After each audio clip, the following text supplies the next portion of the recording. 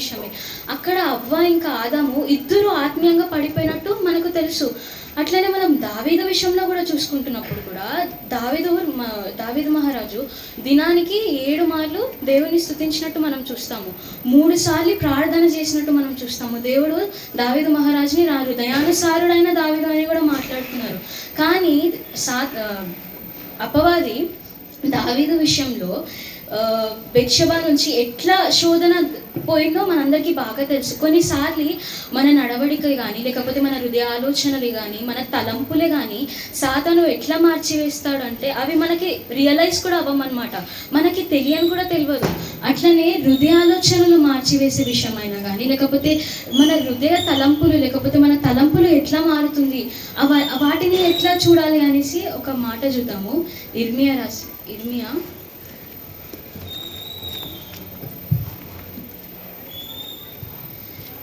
17వ అధ్యాయము 9వ వచనం చదువుకుందాం. హృదయం అన్నిటికంటే మోసకరమైనది, ఘోరమైన వ్యాధి కలది, దాన్ని గ్రహింపగలవాడెవడు? హృదయము అన్నిటికంటే మోసకరమైనదని ఇక్కడ మనము చదువుకున్నాము. మనం కొన్నిసార్లు ఏదైనా ఇబ్బంది వచ్చినప్పుడు, సపోజ్ ఫర్ ఎగ్జాంపుల్ తీసుకున్నాం, ఏదైనా ఫ్రెండ్ దగ్గరికి వెళ్ళి కూర్చొని మాట్లాడుతున్నాం, మరి నాకు ఈ ప్రాబ్లం వచ్చిందని మాట్లాడుతుంటే కొంతమంది సరే ప్రేయర్ చేసుకో, దేవుని మీద ఆధారపడు అని చెప్తారు. ఇంకొంతమంది కూర్చొని ఆలోచించి నీ హృదయం ఏమి చెప్తే అది విను అంటారు, లిజన్ టు యువర్ హార్ట్స్ అంటారు. కానీ ఇక్కడ బైబిల్లో హృదయము అన్నిటికంటే మోసకరమైనదని మనం చూస్తాము. దావీదు విషయంలో కూడా ఎట్లా జరిగింది, అదే అవ్వ విషయంలో కూడా ఎట్లా జరిగిందో మనకి తెలుసు. ప్రతి దినము ఏదో ఒక చిన్న విషయమే అని మనం అనుకుంటాం, కానీ అట్లాంటి చిన్న విషయాలే మనకి మన తండ్రికి మధ్యలో ఒక ఎడబాటు అనేది వచ్చేస్తుంది అనమాట, ఒక డిస్టెన్స్ అనేది వచ్చేస్తుంది. మనము అనుకోము, మనం రియలైజ్ అవ్వము, కానీ అది మనకు తెలియకుండానే మనము కొన్ని సిచ్యువేషన్స్లో సాతానికి లొంగిపోయినట్టు మన జీవితాలలో కొన్ని సిచ్యువేషన్స్ అట్లున్నాయి. అందుకే దేవుడు అట్లాంటి సిచ్యువేషన్స్ అయినా కానీ అట్లాంటి శోధనలు, అట్లాంటి ఇరుకులు, ఇబ్బందులు ఎదురించమని మాట్లాడుతున్నాడు అనమాట దేవుడు. యాకోబు రాసిన పత్రిక, యాకోబులో ఒకసారి మనం చూడొచ్చు. యాకోబు 4వ అధ్యాయము 7వ వచనము. కాబట్టి దేవునికి లోబడి ఉండుడి, అపవాదిని ఎదిరించు, అప్పుడు వాడు మీ యొద్ద నుండి పారిపోవును. దేవునిలో నమ్మిక ఉంచి ఉన్నాము కాబట్టి దేవునికి లోబడినప్పుడు అపవాదిని ఎదిరించే గొప్ప అధికారం దేవుడు మనకి ఇచ్చారనమాట. అప్పుడు వాడు మీ యొద్ద నుండి పారిపోవును. అపవాది మన దగ్గర నుంచి పారిపోతుందంట. ఎప్పుడు పారిపోతుంది అపవాది మనం అనుకునే అంత ఈజీ కాదు కొన్నిసార్లు, ఎందుకంటే మనం అనుకున్నట్టు ఈజీగా అయితే ఉండదు కదా. కానీ మన హృదయాలోచనలైనా కానీ మన తలంపులైనా కానీ అవన్నీ బలపడేది మనం దేవునిలో ఉన్నప్పుడే, దేవుని యందు ప్రార్థన చేసినప్పుడు, విశ్వాసం ఉంచినప్పుడు, ఆయన యందు సహనముతో ఆయన కొరకు వేచి ఉన్నప్పుడే మనం బలపడి ఉంటాం అన్నమాట. ఆత్మీయంగా అయినా కానీ మనము ముఖ్యంగా చూసుకుంటే ఆత్మీయ పోరాటము, స్పిరిచువల్ వార్ఫేర్ అనేది మనం ఫేస్ చేస్తూ ఉంటాం అనమాట. స్పిరిచువల్ వార్ఫేర్ ఇట్లా ఫేస్ చేసేటప్పుడు అన్నిటికన్నా ముఖ్యమైనది మనం చూసుకుంటే మన విశ్వాసమే గొప్పది. మనం దేవుని యందు విశ్వాసం ఉంచినప్పుడే మనము దేనినైనా ఎదురిస్తాము. అందుకే దీంట్లో చూసుకున్నట్టు ఎదురించమని ఉంది. మనం దేవునికి లోబడినప్పుడే మనము సాతానునైనా ఏ శోధనైనా మనం ఎదిరించగలుగుతాము. మనకి బెస్ట్ ఎగ్జాంపుల్ మన బైబిల్లో తెలిసిన ప్రవక్త యోబు గారు ఉన్నారు. ఒకసారి యోబు 1:21 చూసుకుందాం.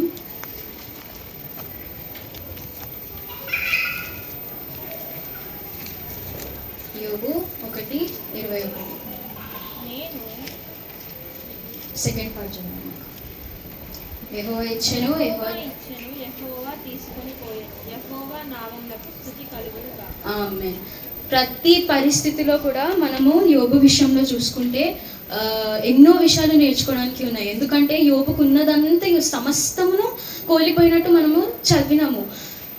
అట్లాంటి సిచ్యువేషన్స్లో కూడా ఎన్ని పరిస్థితులు తన ముందున్నా కానీ యోబు అయితే యెహోవా ఇచ్చాను, యెహోవా తీసుకొని పోయాను అని దేవుని నామంకి మహిమ కలుగును కాక అని దేవుని స్తుతించారనమాట. మనకి కొంచెం చిన్న ప్రాబ్లం వచ్చినా కానీ we find ourselves questioning God.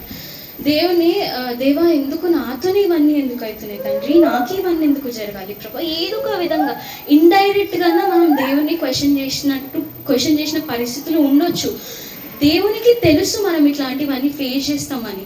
Face చేసేటప్పుడే దేవుడు మనకి లేఖన భాగాలు కూడా ఇచ్చారు అన్నమాట. మనం ఒకసారి ఎఫ్ఎస్సిలోకి వెళ్దాము.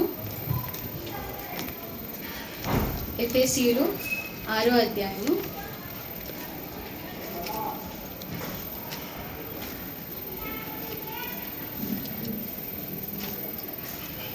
ఎఫ్ఎస్సిలు 6:11 చదువుకున్నాం. మీరు అపవాది తంత్రములను నాకు పొదువుగా కలిగిన నందున మీరు అపవాది తంత్రములను ఎదిరించుటకు శక్తిమంతులగునట్లు చదవమ్మా. దేవుడిచ్చు సర్వాంగ కవచమును ధరించుకుని. నేను ఈ స్పిరిచువల్ వార్ఫేర్ గురించి మనము ఎట్లా దీన్ని చేయాలని నేను దీని గురించి చదివేటప్పుడు ఇంకొకటి దీని విషయంలో నేను కన్ఫ్యూజ్డ్గా ఉన్నప్పుడు నేను ఎక్కినప్పుడు ఈ సర్వాంగ కవచము ధరించుకోనమని రాయబడి ఉందన్నమాట. అంటే దేవుడికి ముందే తెలుసు మనం ఇట్లాంటి శోధనలు ఎదుర్కొంటామని, ఇట్లాంటి శోధనలు మన జీవితంలో ప్రతిదిన జీవితంలో వస్తూనే ఉంటుందని దేవునికి తెలుసు. అందుకే సర్వాంగ కవచమును ధరించుకొనుడి అని రాయబడి ఉందన్నమాట. మనం అక్కడనే 13వ వచనం కూడా చూసుకోవచ్చు. అందుచేతను మీరు అపవాది ఆపద్దినమందు వారిని ఎదురించుటకు సమస్తము నెరవేర్చిన వారై నిలువబడుటకు శక్తివంతులగునట్లు దేవుడిచ్చు సర్వాంగ కవచము ధరించుకొనుడి. మనము ఈ స్పిరిచువల్ వార్ఫేర్లో లేకపోతే ఈ ఆత్మీయ పోరాటంలో మనం ఎక్కువగా ఫేస్ చేసేది అవిశ్వాసత, లేకపోతే ప్రార్థన చేయకుండా ఉండిపోవడమో, లేకపోతే దేవుని క్వశ్చన్ చేస్తూ ఉండిపోవడమో. కొన్ని పరిస్థితులు మనకు అర్థం కాదు, కన్ఫ్యూజ్డ్ అయి ఉంటాము. దేవుడు ఆ కన్ఫ్యూజ్డ్ స్టేట్లో కూడా, అట్లాంటి పరిస్థితుల్లో కూడా దేవుడు మనల్ని సర్వాంగ కవచము ధరించుకోమని చెప్తున్నారు అనమాట. ఈ ఎఫెసీలలో 6వ అధ్యాయం మొత్తం చదివితే ఈ సర్వాంగ కవచం గురించి మనం ఇట్లా శోధనలో వచ్చినప్పుడు మనం ఎట్లా ఉండాలి, ఎట్లా మనం నడుచుకోవాలని చాలా వివరంగా ఉంది అన్నమాట. మనకు సమయం లేదు కాబట్టి నేను ఈ సర్వాంగ కవచంలో నుంచి 3 ముఖ్యంగా తీసుకొని అవి నేను మాట్లాడాలని అనుకుంటున్నాను. మనము దేవునికి సర్వాంగ కవచం ధరించుకున్నప్పుడు, మనము దేవునిలో నడుచుకుంటున్నప్పుడు మనకి దేవునికి ఒక దగ్గర సంబంధం అనేది ఉంటుంది అనమాట. ఇప్పుడు ఎన్ని శోధనలు వచ్చినా, ఎన్ని బాధలు వచ్చినా, యోగ విషయంలో చూసుకున్నట్టు ఎన్ని శోధనలు వచ్చినానో, ఎన్ని బాధలు వచ్చినానో ఆయన దేవుని స్తుతించి మహిమపరిచి ఆయన యొక్క ప్రార్థించి విశ్వాసం ఉంచి ఓపికతో ఉన్నాడు. తర్వాత దేవుడు ఆయనను ఆశీర్వదించింది ఎంతో శ్రేష్టమైనది, ఎంతో శ్రేష్టంగా ఆశీర్వదించినాడు దేవుడి యోగాన్ని.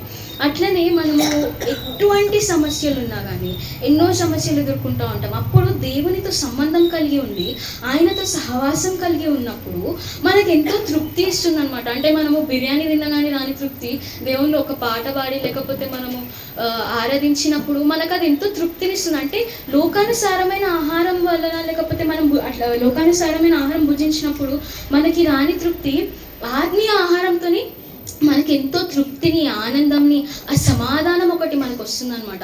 ఈ శోధనలన్నీ కానీ, లేకపోతే ఈ ఇరుకులు, ఈ ఇబ్బందులు, ఇవన్నీ మనము దేవునిలో ఉన్నప్పుడే మనం ఇవన్నీ జయించగలం అనమాట.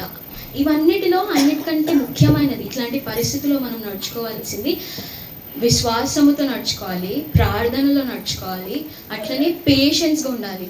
మనం సహనము, దీర్ఘశాంతము కలిగి నడుచుకోవాలని బైబిల్ మాట్లాడుతుంది. ఇక్కడ మీరు కింద మొత్తం 6వ అధ్యాయం మొత్తం చదివితే ఎఫెసీలలో మనకి సర్వాంగ కవచం గురించి దేవుడు ఎంతో వివరంగా ఇస్తారనమాట. దేవుడు అక్కడ సర్వాంగ కవచము అంటే ఫుల్ ఆర్మర్ ఆఫ్ గాడ్ గురించి మాట్లాడుతున్నారనమాట. అక్కడ మనం వెపన్స్ కలిగి ఉండాలి. శోధకుడు మనల్ని వచ్చి శోధించినప్పుడు వెపన్స్తో ఉండాలన్నమాట మనము. అంటే వాడి శోధనకి కానీ, వాడి అటాక్కి కానీ, వాడి బాణముకి కానీ మనము అక్కడ ఏమి అంటే మనకి ఏం అవ్వద్దు అని దేవుడు మనకి ఇక్కడ ఒక హోల్ ఆర్మర్ ఆఫ్ గాడ్ అని ఇచ్చినాడు అనమాట. మొత్తము మనము సర్వాంగ కవచము ధరించుకొని ఉండాలి. విశ్వాసము విషయంలో అన్నిటికన్నా ముఖ్యమైనది విశ్వాసము. ఆ విషయంలో దేవుని అందు మన తండ్రి మన దగ్గర నుంచి కోరేది అది. విశ్వాసం కలిగి ఉండాలా, ప్రార్థనలో నిలకడగా ఉండాలా, సహనముతో దీర్ఘశాంతము కలిగి ఉండాలని దేవుడు మన దగ్గర నుంచి ఆశించేది, కోరేది అది. మనం అట్టి విధంగా ఉన్నప్పుడు ఎటువంటి శోధనలైనా మనం ఖచ్చితంగా ఎదుర్కొంటాము. ఒకసారి విశ్వాసము విషయంలో ఒక మాట చూద్దాము. మత్తయి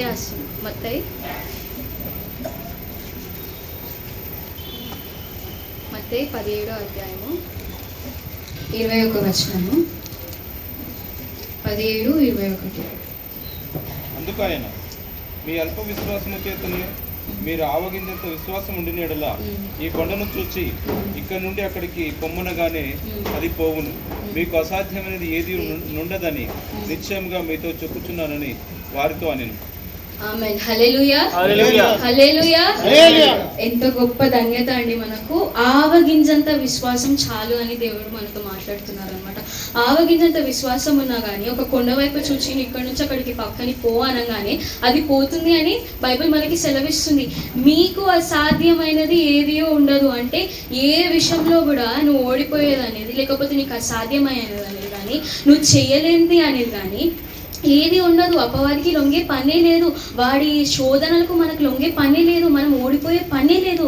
ఆవగింజంత విశ్వాసము పెట్టుకొని మనము ఆ దేవుని యందు ఒకవేళ ఆ విశ్వాసం ఉంచుకొని ఒక కొండని చూసి ఇక్కడ నుంచి పక్కకి పొమ్మన్నా అది పోవును అని దేవుడు నిశ్చయముగా మీతో చెప్పుచున్నానని నేను నిశ్చయముగా చెప్పుతున్నాను అంటున్నాడు దేవుడు. అంటే ఖచ్చితంగా అది జరుగును, మీరు విశ్వాసం ఉంచినప్పుడు అది జరుగును అని దేవుడు ఖచ్చితంగా మాట్లాడుతున్నారు అనమాట. మనము కొత్త నిబంధనలో చూస్తే దేవుడు హీల్ చేసిన ప్రతి మనిషి స్వస్థత పరిచిన తర్వాత నీ విశ్వాసము వలన నువ్వు స్వస్థపడెను అని రాయబడి ఉంది. మోస్ట్ ఆఫ్ ద వచనాలలో చదివినప్పుడు మనము నీ విశ్వాసము వలన నువ్వు బాగుపడినవు అని దేవుడు అంటారు అనమాట. విశ్వాసం ఉన్నప్పుడే మన జీవితంలో కూడా కార్యాలైనా మేలునైనా ఏదో అంటే మనకి కావాల్సినది మన జీవితాలలో జరుగుతుంది. అది ఎప్పుడు పాసిబుల్ అంటే దేవుని యందు విశ్వాసం ఉంచినప్పుడే అది పాసిబుల్. మళ్ళీ మనము విశ్వాసం లేకుండా నోటి మాటతోని మనము సరే దేవా చేయదేవా అనుకొని తర్వాత దేవుణ్ణి మనం డౌట్ చేసినప్పుడైనా కానీ, దేవుని నమ్మడంలో మనం అభ్యంతర పడినప్పుడు దేవుడు మన జీవితంలో కూడా కొన్ని జరగని పనులు ఉంటాయి. మత్తయి రాసిన సువార్త చూద్దాము. మత్తయి 13:58 13:58 వారి అవిశ్వాసమును బట్టి ఆయన అక్కడ అనేక అద్భుతములు చేయలేదు అని. మనము విశ్వాసం పెట్టకపోతే దేర్ ఇస్ నథింగ్. ఎందుకంటే దేవుడు మన దగ్గర నుంచి కోరేది అది ఆయన యందు విశ్వాసం ఉంచాలని, మన తండ్రి యందు మనం విశ్వాసం ఉంచి నమ్ముకోవాలని. మనము లోకంలో మనకి ఇచ్చిన తండ్రుల మీద మనం ఎంత నమ్మిక ఉంచుతాము, ఎంత బిలీవ్ చేస్తామో, అసలు ఏ విషయంలో కూడా మనము మన తండ్రులను మనం ఏమి డౌట్ చేయము కదా. అట్లనే మన పరలోకమందున్న తండ్రి కూడా ఆయన యందు విశ్వాసం ఉంచమని కోరుతున్నారు. అవిశ్వాసం ఉన్నప్పుడు అక్కడ అద్భుతంలో జరగవు. మన జీవితంలో కూడా మనం కోరుకున్నప్పుడు ఏదైనా కావాలి అనుకున్నప్పుడు, లేకపోతే ఏదైనా కార్యం కొరకు మనం వేచి ఉన్నప్పుడు విశ్వాసముతో వేచి ఉండాలి. అవిశ్వాసముతోని లేకపోతే డౌట్తోని ఉన్నప్పుడు కార్యములు జరగవు మన జీవితంలో కూడా. మన విశ్వాసము దృఢంగా ఉండాలి, కదల్చబడరాదు. అసలు కదల్చబడిన ఏ శోధన వచ్చినా కానీ కదల్చబడరాదు. దృఢంగా ఉన్నప్పుడే కదా మన దేవుడు కూడా మనకి మంచి రివార్డ్ ముందు ఉంచుతాడు. మనం రివార్డ్స్ పొందుకోవాలి అన్నా, మన జీవితంలో కార్యంలో జరగాలి అన్నా విశ్వాసం ఉంచుకోవాలి. ఒక విశ్వాసము మీద ఇంకొక మాట చూద్దాము. యోహాను 3:16 యోహాను 3:16 దేవుడు లోకమును ఎంతో ప్రేమించాడు కాగా ఆయన తన అద్వితీయ కుమారునిగా పుట్టిన వాని యందు విశ్వాసముంచి ప్రతి వాడును నశింపక నిత్య జీవం పొందినట్టు ఆయనను అనుగ్రహించాడు.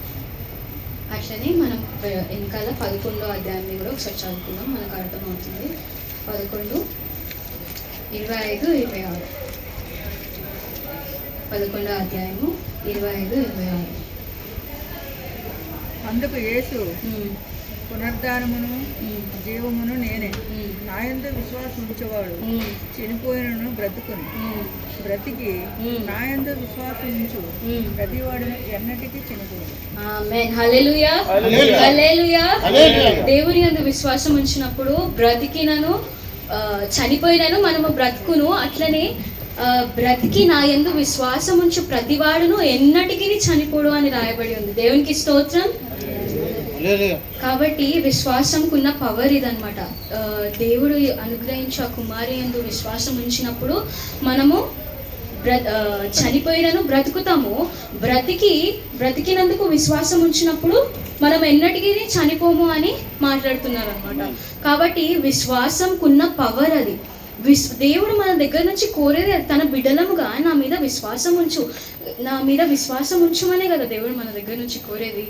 ఇక్కడ విశ్వాసం ఉంచినప్పుడు, మనం దేవుని యందు విశ్వాసం ఉంచినప్పుడు మనకి చనిపోవడము ఇట్లా, లేకపోతే ఆయన యందు విశ్వాసం ఉంచినప్పుడు చనిపోయినను మనం బ్రతుకుతాము. బ్రతికి నా యందు విశ్వాసం ఉంచి ప్రతి వాడు ఎన్నటికి చనిపోడు అని మాట్లాడుతున్నారు అనమాట ఇక్కడ. కాబట్టి విశ్వాసము ద్వారా మనము దానియేలు విషయంలో కూడా చూసుకుంటే, ఆయన విశ్వాసముతో ప్రార్థించినప్పుడు సింహాలను జయించినాడు అనమాట. విశ్వాసము ద్వారా సింహాలను జయించుకున్నట్టు మనకు తెలుసు, దానియేలు విషయంలో మనం చూసుకుంటాము. కాబట్టి విశ్వాసంకున్న పవర్ మన ప్రతిదిన జీవితంలో మనకి చాలా చాలా ఇంపార్టెంట్ అనమాట.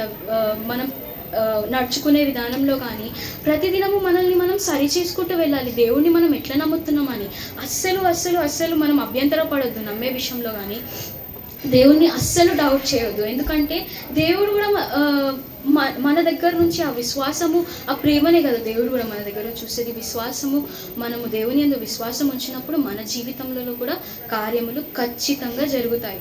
అట్లనే మనము ప్రార్థన విషయము కూడా చూసుకున్నాము. ప్రార్థించినప్పుడు ఫిలిప్పీలు 4వ అధ్యాయము 6వ వచనము.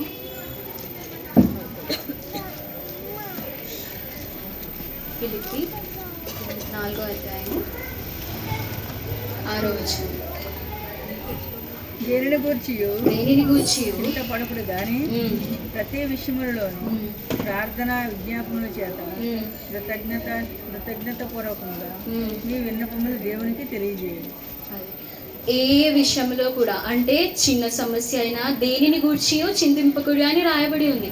అంటే చిన్న సమస్య అయినను పెద్ద సమస్య అయినను, ఏ శోధన అయినా, ఏ ఇరుకైనా, ఏ ఇబ్బంది అయినా దేనిని గూర్చియో చింతింపకుడి అని రాయబడి ఉంది.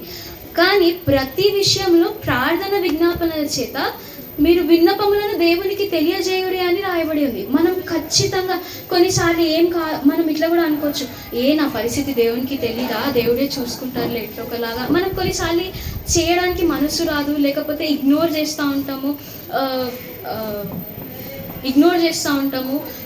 అంతగా మనము కొన్నిసార్లు ఎక్కువ దాని ఇంపార్టెన్స్ మనం తెలుసుకోమన్నమాట. కానీ దేవుడు ఇక్కడ మనల్ని ఏమంటున్నాడంటే, దేవుని గూర్చి చింతింపకుడి, కానీ ప్రతి విషయములలో ప్రార్థన విజ్ఞాపనల చేత దేవునికి తెలియజేయుడి. దేవునికి తెలుసు, కానీ దేవుడు వెయిట్ చేస్తున్నాడు నువ్వు వచ్చి ఆయనతో మాట్లాడతావు అనేసి. నీ బాధ అయినను, నీ ఇరుకైనను, నీ ఇబ్బంది అయినను ఆయనతో చెప్పుకున్నావు అని దేవుని వెయిట్ చేస్తున్నాడు. ప్రార్థనలు చేసినప్పుడు ఇప్పటికీ మన జీవితాలలో కూడా, మన పర్సనల్ లైఫ్స్లో కూడా మన ప్రార్థన వల్ల మనకి కూడా ఎన్నో మేలులు లేకపోతే కార్యాలు జరిగి ఉన్నాయి. కాబట్టి ప్రార్థనకున్న పవర్ కూడా అది అన్నమాట. విశ్వాసం అందే కానీ, ప్రార్థనే అందే కానీ మనము ఖచ్చితంగా లో ఉండాలి. మనం దేవుళ్ళు ఖచ్చితంగా చెక్లో ఉండాలి. ఎందుకనంటే ప్రార్థించినప్పుడు మన విన్నపములను దేవునికి తెలియజేసినప్పుడు మన తండ్రి వినే దేవుడు, మన సమస్యలు ఎరిగి ఉన్న దేవుడు, ప్రతి ఒక్కటి తెలుసు దేవునికి. కానీ దేవుడు he might be waiting for us to go to him. ఆయన దగ్గరికి వెళ్ళి మాట్లాడతామని ఆయన వెయిట్ చేస్తున్నారేమో. కాబట్టి ఖచ్చితంగా దేనిని గురించి చింతింపకూడదు, ఏ విషయమైనా కానీ చింతింపకుండా ప్రార్థన విజ్ఞాపనల చేత మీ విన్నపములను దేవునికి తెలియజేయుడి. అట్లనే మనము ప్రార్థన గురించి ఇంకొక మాట చూద్దాం. మత్తయి 26వ అధ్యాయము. మత్తయి 26:41వ వచనం. మీరు శోధనలో ప్రవేశింపకుండునట్లు మెలకువగా ఉండుడి. మీరు శోధనలో ప్రవేశింపకుండునట్లు మెలకువగా ఉండి ప్రార్థన చేయుడి. చాలా శోధనలోకి మనం ప్రవేశించుకుంటున్నట్లు. శోధన అనేది మనం ప్రతి దినము ఫేస్ చేసేది, ప్రతి దినము మనం చూసేది. శోధనలైనా ఇబ్బందులైనా ప్రతిదినం ఫేస్ చేస్తూనే ఉంటాం. క్రైస్తవ జీవితం అంత ఈజీ అయినది కాదు. అందరూ దేవుని దగ్గరికి రా, నీకు అది వస్తుంది ఇది వస్తుంది అని కరెక్టే ఏదో పైనవి చెప్తా ఉంటారు, కానీ దాని లోతులో ఉన్న జర్నీ ఎవరు క్లియర్గా చెప్పరు. దేవుని యందు మనం విశ్వాసం ఉంచినప్పుడే కానీ, దేవుని యందు మనము యథార్థంగా నడుస్తున్నప్పుడు కొన్ని సమస్యలు, శోధనలు అనేవి వస్తూ ఉంటాయి. దీంట్లో మనం చదువుకున్నట్టు మీరు శోధనలోకి ప్రవేశించుకుంటున్నట్లు మెలుగుగా ఉండి ప్రార్థన చేయుడి అని రాయబడి ఉంది. ఈ విషయంలో కూడా మనకి ఇబ్బందులైనా కానీ, శోధనలైనా కానీ రాకుండా ఉండడానికి ప్రార్థన చేయమని రాయబడి ఉంది. ఎఫ్ఎస్సిలో కూడా మనకు ఒకసారి మనం మళ్ళీ వెనుకకి వెళ్దాము. ఎఫ్ఎస్సిలో 6వ అధ్యాయము ఎఫెసీలు 6:18 వచనంలో సర్వాంగ కవచం గురించి దేవుడు మాట్లాడుతూ ఆత్మ వలన ఉమ్, ప్రతి సమయమునందున ఉమ్, ప్రతి విధమైన ప్రార్థన ఉమ్, విజ్ఞాపనము చేస్తూ ఉమ్, ఆ విషయమై సమస్త పరిశుద్ధుల నిమిత్తము ఉమ్, పూర్ణమైన పట్టుదలతో ఉమ్. విజ్ఞాపన చేసి మెలకువగా ఉంటారు. దీంట్లో కూడా దేవుడు విజ్ఞాపన చేయొచ్చు మెలకువగా ఉండమని మాట్లాడుతున్నారు అనమాట. ప్రతి విధమైన ప్రార్థనలు చేయమని, విజ్ఞాపనలు చేయమని మనకి ఇక్కడ సెలవిస్తున్నారు. ప్రతి విధమైన ప్రార్థన. కొన్నిసార్లు మోకాలొంగే ప్రార్థించాలనుకుంటాం, కొన్నిసార్లు మనం బయటికి వెళ్ళినప్పుడే కానీ, డ్యూటీలకి, కాలేజ్లకి, స్కూళ్ళకి వెళ్ళినప్పుడు కానీ మనము మనసులో కూడా దేవుని యందు ధ్యానిస్తూ ఉండొచ్చు అనమాట. అది అంటే మోకాలే వంగి ప్రార్థించాలి, లేకపోతే మనం రూమ్లోనే డోర్ వేసుకొని వెళ్ళాలని లేదు. ప్రతి పరిస్థితిలో మనం ఎక్కడున్నా, ఏ ప్లేస్లో మనం ఉన్నా కానీ మన హృదయంలో దేవునితో ధ్యానించేటప్పుడు ప్రతి విధమైన ప్రార్థన విజ్ఞాపన చేయమని ఉంది. విజ్ఞాపన చేయొచ్చు, మెలకువగా ఉండండి అని ఉంది. మనం నిర్లక్ష్యం చేయక, బద్ధకస్తులుగా మనం ఉండక ఖచ్చితంగా మెలకువగా ఉండాలి. మన relationship with God should be in check. ఖచ్చితంగా మనము దేవునితో సంబంధము, సహవాసము మనది దృఢంగా ఉండాలి అన్నమాట. ఇప్పుడు మనము ఇప్పుడు ఫర్ ఎగ్జాంపుల్ ఒక విషయం చెప్తా. ఇప్పుడు నాకు ఏదైనా స్కూల్లో ఏదైనా ప్రాబ్లం, కాలేజ్లో ఏదైనా ప్రాబ్లం వచ్చింది అనుకోండి, స్కూల్లో కాలేజ్లో ఏదైనా ప్రాబ్లం వస్తే నేను ఏం చేస్తా, వెళ్ళి మా డాడీతో మాట్లాడతాను, లేదంటే మా తాత ఉన్నప్పుడు మా తాతతో మాట్లాడుతాను వెళ్ళి. అట్లనే మనం లోకంలో మనకి దేవుడు మనకి ఇచ్చిన తండ్రులతోనే మనం ఎట్లా వెళ్ళి మాట్లాడతామో, డిస్కస్ చేస్తాము ఆ సమస్య గురించి, దేవుడు కూడా అదే అనుకుంటారు కదా. ఇప్పుడు మనకి ఏదైనా సమస్య వస్తే నా బిడ్డ నా దగ్గరికి వస్తుంది, నాతో మాట్లాడుతుంది ఆ సమస్య గురించి, నేను చూసుకుంటప్పుడు అని దేవుని కూడా అనుకోవచ్చు కదా. So God might be waiting for us to be in his place. ఆయన దగ్గరికి వచ్చి మాట్లాడడానికి దేవుడు కూడా ఎదురు చూస్తూ ఉండొచ్చు. మనము హిజికియా విషయంలో చూసినప్పుడు కూడా ఆయన దేవునికి మొర్రపెట్టినప్పుడు దేవుడు ఆయనని మరణం నుంచి దూరపరిచినట్టు మనకి తెలుసు. ఓల్డ్ టెస్ట్మెంట్లో హన్నా విషయంలో కూడా హన్నాకి సంతానం లేనప్పుడు ఆమె ప్రార్థించినప్పుడు సమూయేల్ని దేవుడు అనుగ్రహించినట్టు మనం చూస్తాం. సో ప్రార్థన అనేది మన ప్రతిదిన జీవితంలో ఖచ్చితంగా ఇంపార్టెంట్. అన్నిటికన్నా ముఖ్యంగా మన ఈ ఆత్మీయ పోరాటమే విషయమే కానీ, స్పిరిచువల్ వార్ఫేరే కానీ, లేకపోతే ఏ ఇబ్బంది వచ్చినప్పుడు శోధకుడు మనల్ని శోధించినప్పుడే కానీ, ఇట్లాంటి విషయాలలో మనము విశ్వాసం కలిగి ప్రార్థించడము ఎంతో అది చాలా ఇంపార్టెంట్గా మనం చూస్తాం. అవి లేనిదే దేవుని యందు మనం వెళ్ళండి, we are nothing, we are a zero. దేవుని యందు మనం లేకపోయినా కానీ, లేకపోతే మనము మన పరిస్థితులను కొన్నిసార్లు విసిగిపోయి నిర్లక్ష్యం చేస్తూ ఉంటాం. కానీ విసుకగా, అలసిపోక, దీర్ఘ శాంతముతో నడుచుకోమని మన బైబిల్ చెప్తుంది. అట్లనే మనము సహనం గురించి కూడా చూద్దాము, పేషెన్స్ గురించి. కీర్తనలు 40:1.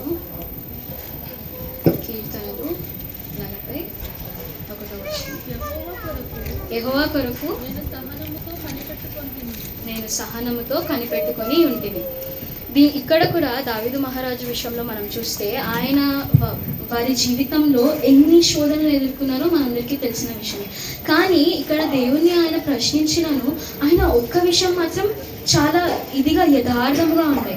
దేవుని యందు విశ్వాసం ఉంచి ఆయన యందు కనిపెట్టుకొని సహనముతో ప్రార్థన చేయవచ్చు, ఆయనని స్తుతిస్తూ ఆయన జీవితాన్ని గడిపినట్టు మనం చూస్తాము.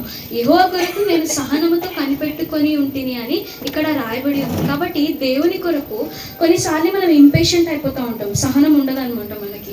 ఏదైనా చాలా రోజుల నుంచి ఏదైనా ప్రేయర్ చేస్తున్నాం అనుకోండి, దేవా ఎందుకు ఇంకా నువ్వేమి ఆన్సర్ ఇవ్వట్లేదు అని మనం కొన్నిసార్లు కన్ఫ్యూజ్డ్ అయిపోతాం, లేకపోతే ఫ్రస్ట్రేటెడ్ అయిపోతాము, చిరాకు వచ్చేస్తుంది, ప్రేయర్ చేసి కొంచెం అలసిపోయినాను ప్రేయర్ చేసి అని అనుకుంటాము.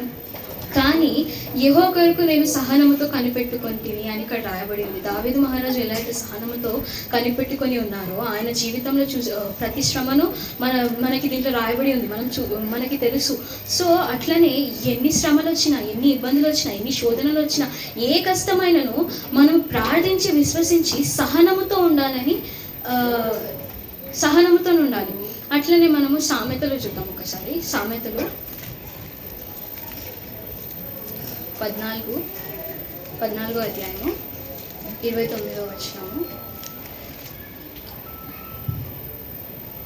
సామెతలు 14:29. దీర్ఘశాంతము గలవాడు మహావివేకి. దీర్ఘశాంతము గలవాడు మహావివేకి.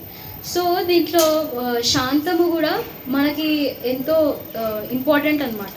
మన ఈ ఆత్మీయ పోరాటంలోనే కానీ, లేకపోతే మన ఈ శోధనలు వచ్చినప్పుడే కానీ, దీర్ఘశాంతము గలవాడు మహావివేకి. దేవుడు మనల్ని వివేకంగా ఉండమనే కదా కోరుతున్నారు. వివేకంగా ఉండాలి, మనము మెలకువగా ఉండాలి, సహనముతో ఉండాలి, విశ్వాసం ఉంచాలి, ప్రార్థనలో నిలకడగా ఉండాలి, మనం దృఢంగా ఉండాలన్నమాట, కదల్చబడరాదు. మనము ఎట్లా అంటే మత్తయిలో మనం చూసుకున్నట్టు ఏ విధమైన విత్తనముగా మనం ఉంటున్నాం? త్రోవ పక్కన పడిన విత్తనమా, లేకపోతే రాతి నేల మీద పడిన విత్తనమా, ముండ్ల పొదల పడిన విత్తనమా, మంచి నేల మీద పడిన విత్తనమా? ఎటువంటి శోధనని రానియండి, కానీ మనం నమ్ముకున్న దేవుడు సజీవుడైన దేవుడు. ఆయన యందు విశ్వాసం ఉంచువారు ఏదైనా జయించగలరు. కాబట్టి మనము ఏ విధమైన విత్తనముగా ఉంటున్నామో మనల్ని మనం పరీక్షించుకోవాలి. ఎందుకు అనంటే మనకి శ్రమలు రాగానే కానీ, లేకపోతే ఇబ్బందులు రాగానే మనము కదల్చబడిన వారిగా కానీ, మన త్రోవ నుండి తప్పిపోయిన వారిగా కానీ ఆ విక్టిమ్స్గా మనం ఉండొద్దు అనమాట. దేవునికి మహిమపరుస్తూ, ఆయనని మహిమపరుస్తూ జయించిన వారిగా, ఈ శ్రమలన్నిటినీ అని ఇట్లా జయించిన వారిగా మనం నడుచుకోవాలన్నమాట. మనము ఫిలిప్పీలు చూసుకుంటే, ఫిలిప్పీలు 4వ అధ్యాయము, ఫిలిప్పీ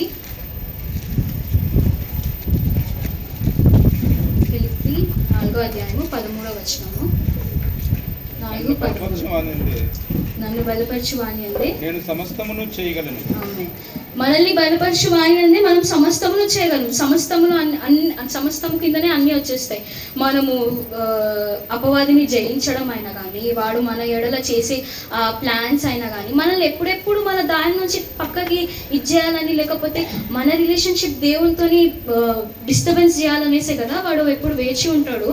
సో మనము దేవుని యందు బలపరచు వాని అందే మనం ప్రతి ఒక్కటి మనకి చేయగలుగుతాం. ప్రతి ఒక్కటి మనకు సమస్తమును సాధ్యమే అని రాయబడి ఉంది. ఇంగ్లీష్లో అయితే I can do all things through Christ అని ఉంది అనమాట. దేవుని యందు మనం ప్రతి ఒక్కటి చేయగలుగుతాం ఎప్పుడు మనం ఆయన యందు బలంగా ఉన్నప్పుడు, ఆయన యందు దృఢంగా ఉన్నప్పుడు, ఆయన వాక్యంతో మనము ఉదక స్నానం చేసుకున్నప్పుడు, ఆయనతో మన సంభాషణ కరెక్ట్గా అంటే నిలకడగా దృఢంగా ఉన్నప్పుడు, అప్పుడు ఏ అపవాదే కాదు కదా, ఏ శోధన కానీ మనల్ని ఏమి చేయలేదు. మనం దేవునిలో కరెక్ట్గా ఉన్నప్పుడు, మన కళలు ఆయన మీదనే ఉన్నప్పుడు ఏది మనల్ని ఏమి చేయలేదు. మనం కిందకి చూసే పనే లేదు. ఎందుకంటే దేవుడు మనల్ని ఆల్రెడీ తన మాటతో మనల్ని ఆయన మాటలతోనే మనల్ని బలపరుస్తూనే ఉన్నారు. మనం ఇంకొక ఆఖరి ఒక మాట చూసుకుందాం. రోమా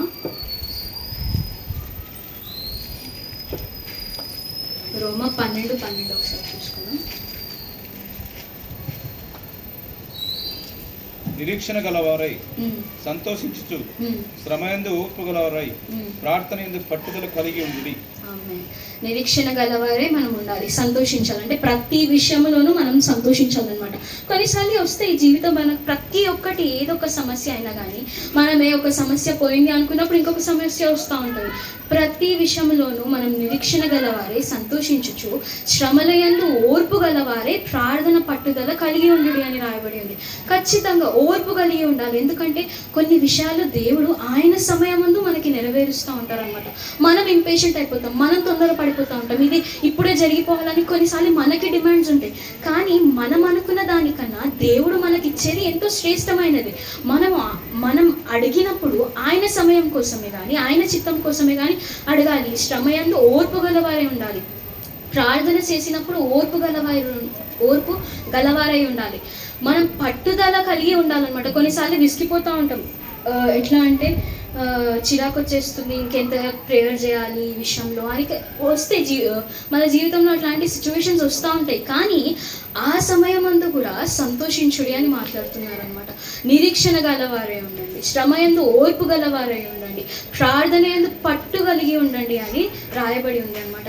మనము దేవుని యందు విశ్వాసం ఉంచినప్పుడు, ఆయన యొద్దకెళ్ళి మనం మొర్ర పెట్టుకున్నప్పుడు, విశ్వాసం ఉండి మనం సహనముతో ఓర్పుతో మనం వెయిట్ చేసినప్పుడు ఖచ్చితంగా మన పనులు జరుగుతాయి. మనకు కావలసిన మేలులే కానీ, ఏదైనా కార్యము జరగాలన్నా కానీ, ఏ విషయమైనాను మనకు గెలుపు వస్తుంది. శోధకుడు మనల్ని ఎన్నిసార్లు శోధించాలని చూసినా కానీ, లేకపోతే వాడి ప్లాన్స్ ఏమైనా ఉండని, మనకి అది డిఫరెన్స్ ఉండొద్దు అనమాట. వాడు ఎన్నన్నా చేసుకోండి, కానీ మనము వెపన్స్తో రెడీగా ఉండాలన్నమాట. మనము ఆ సర్వాంగ కవచము ధరించుకొని రెడీగా ఉండాలన్నమాట. దేవుడి సర్వాంగ కవచం గురించి చాలా టాపిక్స్ ఉన్నాయి, మనం ఇంకా డీప్గా వెళ్ళొచ్చు, సమయం లేదు కాబట్టి నేను ఈ 3 విషయాలు చెప్పాలనుకుంటున్నాను. పేషెన్స్ గురించి, సహనం కలిగి ఉండాలి, విశ్వాసం కలిగి ఉండాలి, ప్రార్థనలో నిలకడగా ఉండాలి. అప్పుడు ఏది మనల్ని ఏం చేయలేదు. ఖచ్చితంగా మనం ప్రతి పోరాటము మనము ఎంతో మంచిగా మనకు జయము కలుగుతుంది. మనం ఎంతో మంచిగా we can win all those battles అనమాట. అన్ని బ్యాటిల్స్ మనం విన్ చేయగలుగుతాం. అట్లానే మనంతలో మనకి ఇది జరిగేది కాదు. ఏదో మనం పెద్ద స్ట్రాంగ్ ఉన్నామనో అదంతా కాదనమాట. దేవుడే మనల్ని స్ట్రాంగ్ చేస్తారనమాట. He will make us perfect. We are not perfect. మనం ఏ విధంగా కూడా ఈ లోకంలో ఉన్నప్పుడు ఏ సైడ్ నుంచి కూడా వీఆర్ నాట్ పర్ఫెక్ట్. దేవుని విషయంలో మనం ఈ లోకానికి సంబంధమైన విషయాలలో దేంట్లో అన్న పర్ఫెక్ట్ ఉంటావేమో, కానీ దేవుని విషయంలో వీఆర్ నాట్ పర్ఫెక్ట్. మనం నడిచే ఆ దారిలో దేవునితో ఆ రిలేషన్షిప్ కలిగి ఉన్నందుకు, ఆ రిలేషన్షిప్లో ఆ సహవాసంలో మనకి ఏదో ఒక ఇరుకులో, ఇబ్బందిలో, లేకపోతే ఏదో ఒక శోధన రావచ్చు. అది సర్లే నేను చూసుకుంటాను, లేకపోతే అది నీ వలన అయ్యేది కాదు. దేవుడిచ్చే బలము, దేవుడిచ్చే ఆ శక్తితోనే మనము ప్రతి ఒక్కటి జయించగలుగుతాం. దేవుడు ఎప్పుడు ఇస్తారు శక్తి? మనం ఆయన యందు విశ్వాసం ఉంచినప్పుడు, ఆయన యందు నిలకడగా ప్రార్థించుచున్నప్పుడు, మనం పేషెన్స్తో వెయిట్ చేసినప్పుడే మనము ఈ బ్యాటిల్స్ అన్ని విన్ అవుతాం. కాబట్టి మనము ఈ బ్యాటిల్స్ అన్ని విన్ అవ్వాలి. విశ్వాసంతో, ప్రతిరోజు ప్రార్థనతో, సహనముతో ప్రతిరోజు మనల్ని మనం పరీక్షించుకుంటూ, చూసుకుంటూ ఈ బ్యాటిల్స్ అన్ని విన్ అవ్వాలని నేను కోరుకుంటూ చిన్ని కొద్ది వాక్యము దేవుడి దీవించి ఆశీర్వదించు.